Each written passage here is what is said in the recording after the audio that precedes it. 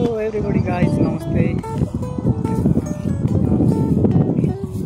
हामी चाहिँ आज घुम्दै आउने क्रममा चाहिँ आजको हाम्रो घुमाइ चाहिँ उहाँ बोइता ब्याकग्राउन्डमा देख्न सक्नुहुन्छ। त्यो बोइचा भन्दो रहेछ यहाँनिर। नेपालीहरूले चाहिँ बोइता गर्छ।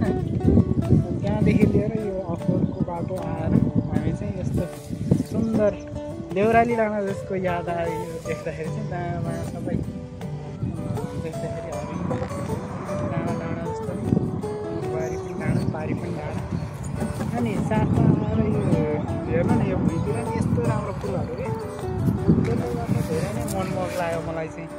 अनि हामी चाहिँ यो ब्याकग्राउन्ड देखिरहनु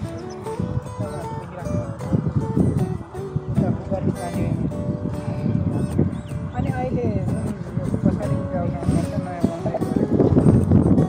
अनि हामी चाहिँ तिनजना साथीहरू यस्तै घुम्दै आउने क्रममा एकजना साथी मलाई भिडियोहरू खासै मन पराउने हामी चाहिँ भिडियो भोगि दुईजना सागर मानव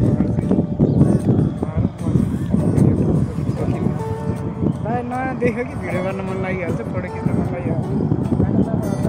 यो ब्याकग्राउन्डमा देखिराख्नु भएको जुन भिडियोहरू छ ब्याकग्राउन्डको सिनहरू छ त्यो जस्तो लाग्छ त्यस्तै कमेन्टमा जनाइदिनु होला।